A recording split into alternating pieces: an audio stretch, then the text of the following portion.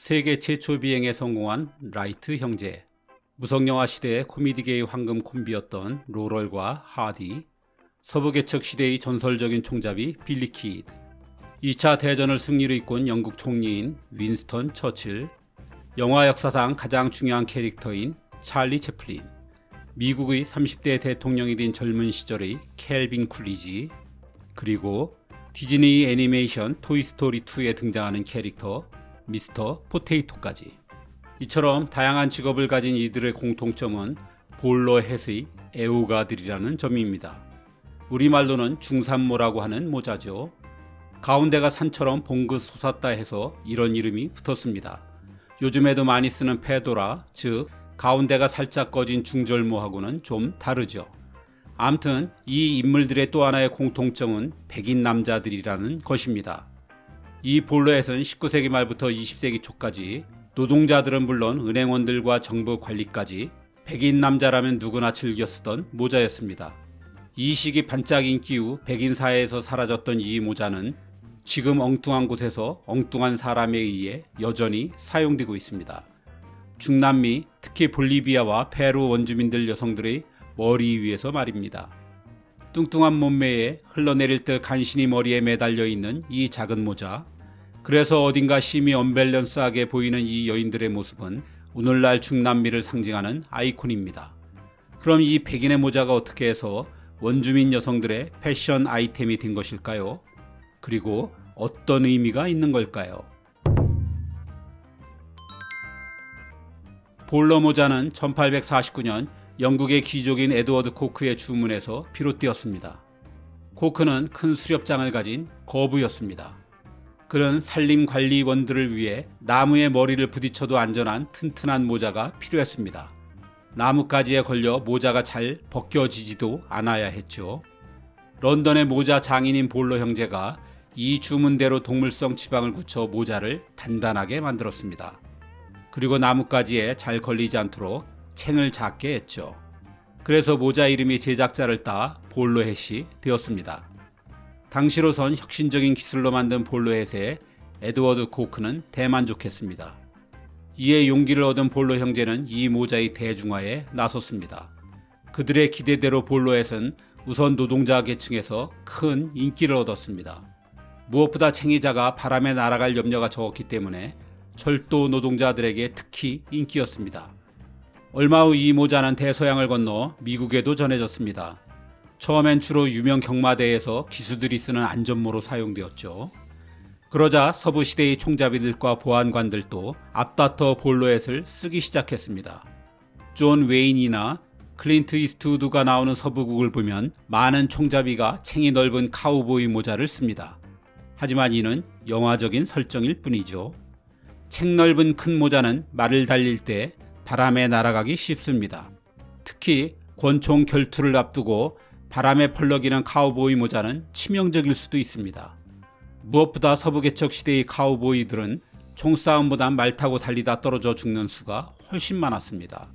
그래서 카우보이 모자보단 챙이 짧고 낙마 때 머리를 보호해줄 수 있는 볼러햇이 서부의 마초들에게도 압도적으로 인기였죠.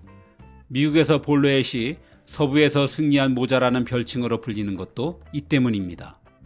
대서양을 건넌 볼러햇 중에선 볼리비아에 도착한 모자도 있었습니다. 1920년대엔 철도 건설을 위해 꽤 많은 영국 노동자들이 볼리비아에 진출해 있었습니다. 영국 맨체스터의 한 볼러햇 공급업체가 이 철도 노동자들에게 팔기 위해 대규모의 모자를 볼리비아에 들여왔죠. 그런데 누구의 실수인지 영국인들이 쓰기에는 모자가 너무 작았습니다. 게다가 갈색 모자도 섞여 있었죠. 남자의 모자는 반드시 검은색이어야 한다는 고정관념이 강하던 시절이었습니다.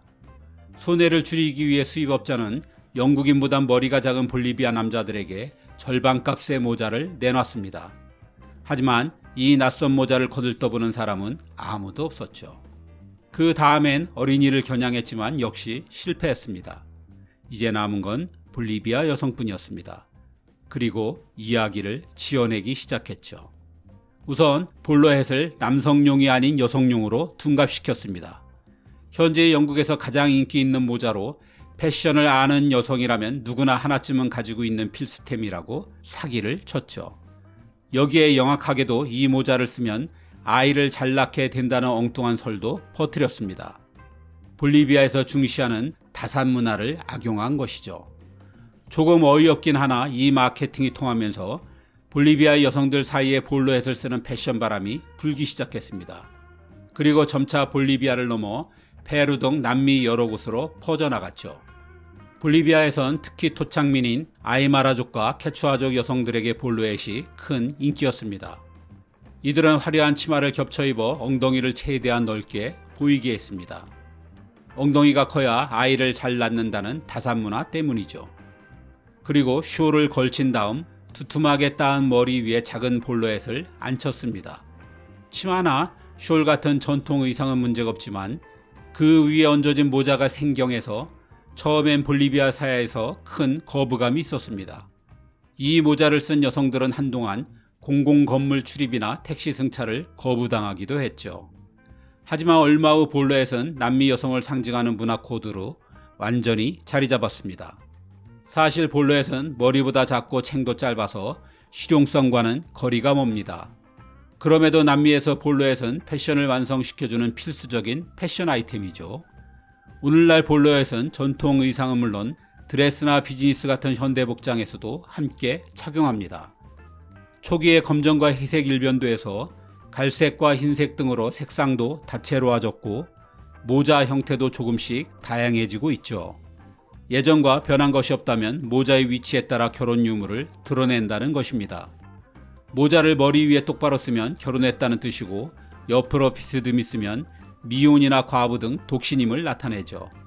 남미에선 볼로햇을 토착민의 자부심과 정체성을 상징한다고 말합니다. 하지만 그렇게 이해되기는 어려운 것 같습니다. 남미 여행 중 이런 모자를 쓴 여인을 만날 때마다 전 남미를 정복한 유럽의 모습 같다는 생각이 늘 들곤 했습니다. 마치 잉카와 마야의 신전을 허물고 그 위에 일부러 정복자들의 교회를 세운 것처럼 말입니다.